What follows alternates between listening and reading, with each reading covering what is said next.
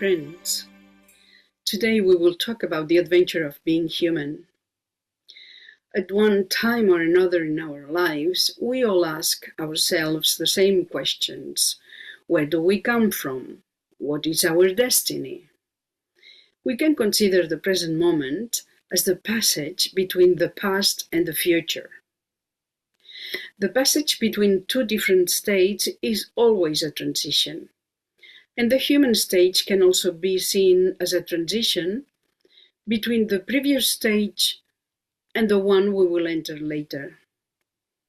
Seen on a large scale, the human stage is a turning point in the evolutionary line of all entities in the universe. This turning point may seem instantaneous if viewed from a cosmic perspective, but it encompasses a vast expanse of human life, of human time, comprising millions of years during which the human stage enables a unique opportunity for growth for the entity experiencing it. It is the great adventure of being human.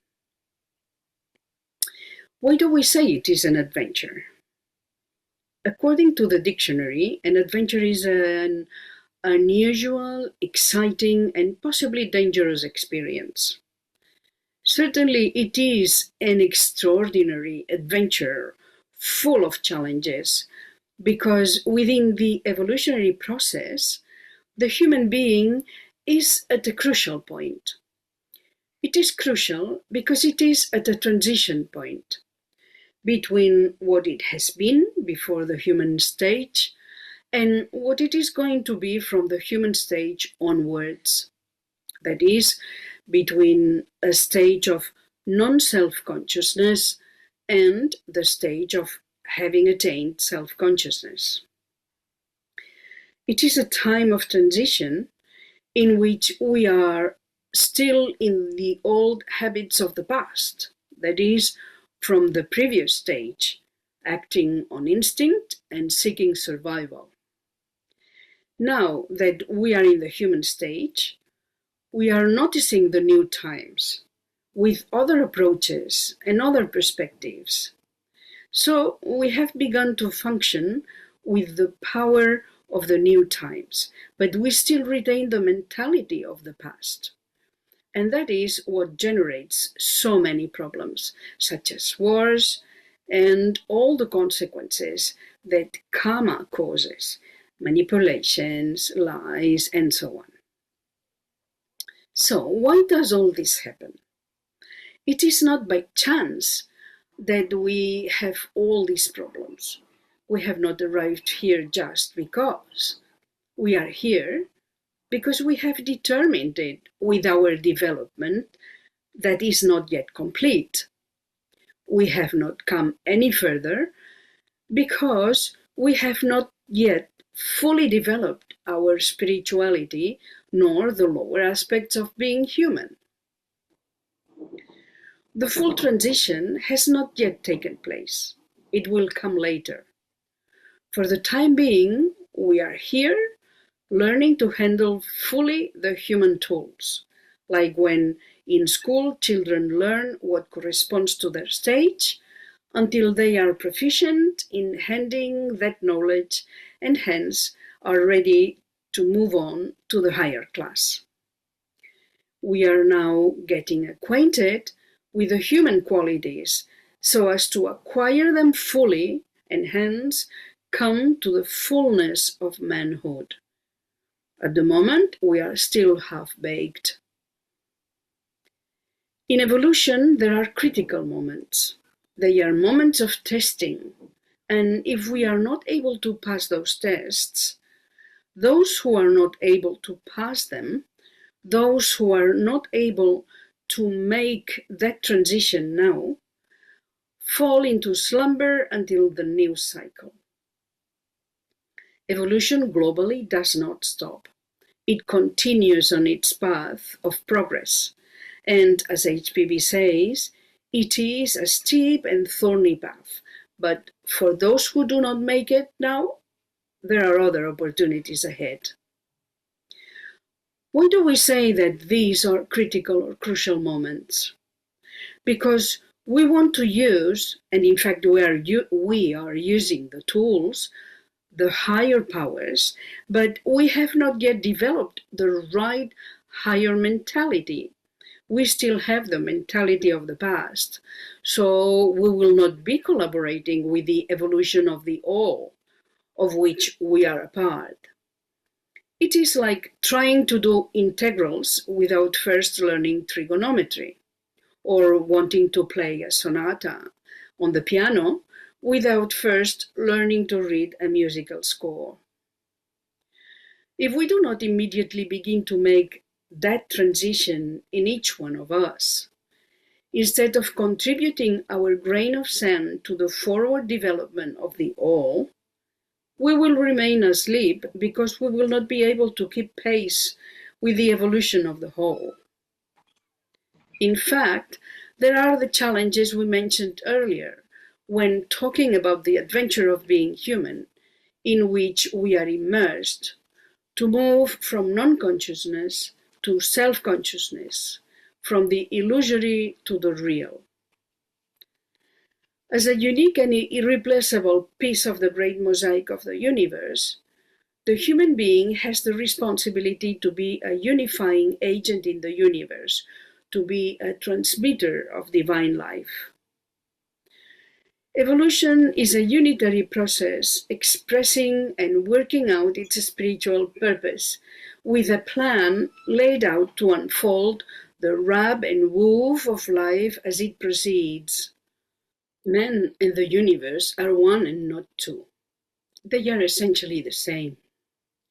The soul of every human being is a spiritual entity, conforming in its nature and structure with the highest purpose and spirit of the universe itself. And every living creature is a center through which the divine life is expressed out in the manifested world. Man is a miniature copy of the cosmos. He is a spark of divinity, and therefore the essential spiritual self of man is one with the self of the universe, one with God. And as we already said, man's supreme significance in the universe is to achieve unity so that he becomes a transmitter of divine life. According to Theosophy, in evolution, the natural order is the result of a wave of life, or a flow of consciousness, which has a descending and ascending course. In reality, there are three stages: descent into matter, period of balance between spirit and matter, and ascent to subtler planes. Blavatsky says that in the universe, every living entity either is man, has been man, or will be man. All life must pass through a human stage, through the human kingdom, to acquire a consciousness that may become immortal. It is the dharma of man, as he learns to obey, and therefore transcend the universal law of karma. This, therefore, is the stage at which it is now our turn to develop. The human stage, which is the turning point in cosmic history. And the task to be accomplished by the end of this stage, the goal, is the attainment of self-consciousness at the higher mental level and the awakening consciousness in buddhi-manas. It means to attain an enlightened consciousness. We have already mentioned that man is a miniature copy of the cosmos and that he is a spark of the divine. Man is an integrated part of the universe, and the essential nature of the evolution of humanity lies in the principle of manas, the principle of intelligence, the link between the highest spirit and the lowest matter. We all know that every principle can be subdivided, and because human beings use the lower subqualities of manas, they have been driven by the lack of ethical and moral aspects in our society. Bearing in mind that the mind is the driving principle for a human being, the means by which man's progress is accomplished, it is his higher mind that links man directly with his spiritual part of his monad. So you see, the specific form of consciousness inherent in human beings is the mind, the faculty of thinking. Knowing that the essential spiritual self of man is one with the self of the universe, it is natural for man to experience a constant urge towards the unity from which he has emanated, even if he is not conscious of it.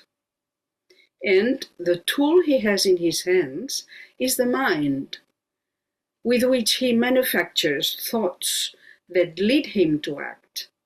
Hence, the responsibility he undoubtedly bears for the results of his thoughts and actions. For, as the Mahatma K.H. says, the intelligence that the human being has makes him one free agent in nature, and this makes him responsible for the future, both his own and that of the planet Earth. Every creation of the mind, every thought that we release, has an immediate impact on the mental sphere that humanity shares. In that sphere are all the thoughts that every human being releases, whether uplifting or toxic. The latter lead to disagreement, discord, wars, because they are basically based on personal selfishness. Only with lofty thoughts of higher quality can we counteract the gross weight of negative and lower thoughts that wander freely in the mental sphere of our planet. To contribute to peace in the world, we need to contribute with our own inner peace. By encouraging higher thoughts, those that come from the planes of spiritual consciousness, the higher levels of consciousness where compassion resides. By opening our mind to higher thoughts, that is, with compassionate thoughts, we cooperate, we collaborate in the construction of a new humanity capable of functioning from a higher, impersonal level of consciousness with no walls, no separation of any kind, and where the common foundation is compassion, understanding, unity. This will be the new humanity of intuition, a new humanity that we must reach once and for all, leaving behind for good the shackles of separation that are holding us back so much and hindering our progress towards fulfilling our destiny as complete humans. On the path chosen towards our spiritual realization, it is clear that only through training will we acquire the necessary qualities to walk the path and become one with it. At this point in our life, we have made a decision to live as an example of compassionate living, with a compassionate mind. What does it mean to have a compassionate mind? All we have to do is to cultivate the right mind, to constantly train it with higher thoughts, inspired by its higher Buddhic aspects. Just as one treads the path, one becomes the path.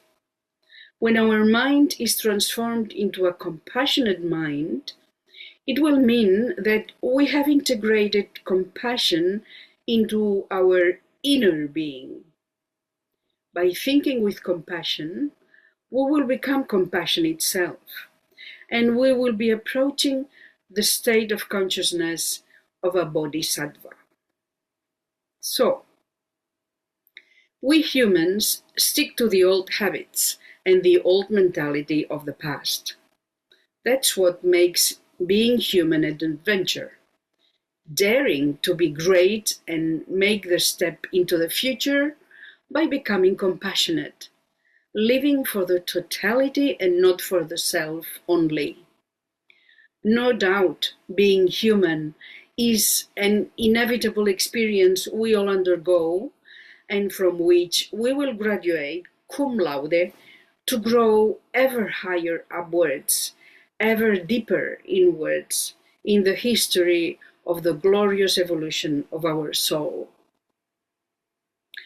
Before I finish, I would like to quote one of the first letters written to Sinet after KH's return from the 3 months retreat, offering Sinet his first moment of leisure. That's letter 45 or 47 chronologically. The Mahatma tells Sinet he is self once more, and then he asks, what is self? Referring most probably to the human personality, which is indeed a passing guest. As already said, at some time or other, we all ask this question in our efforts to understand the various aspects of ourselves. And KH goes on saying that it is Sinet's inner self that reconciles the Mahatma to the weaknesses or flaws of his outer personality. And he adds that great man is he who is strongest in the service, in the exercise of patience. Then KH calls Sinet's attention, our attention, to the human condition, and says, look around you. See the 3 poisons raging within the heart of man: anger, greed, delusion, and the 5 obscurities that prevent humanity from seeing truth: envy, passion, vacillation, sloth, and unbelief. Looking at the 3 poisons and the 5 obscurities, we see to what an extent humankind in general is still subject to these defilements of the mind. And the Mahatma adds, man, after all, is the victim of his surroundings while he lives in the atmosphere of society. We will agree that it is not easy to rid ourselves of these poisons and obscurities of personal self-interest and egotism. Yet, if we are serious in our aspirations and intentions, this is the work to which we, as students of Theosophy, have been called. Thank you.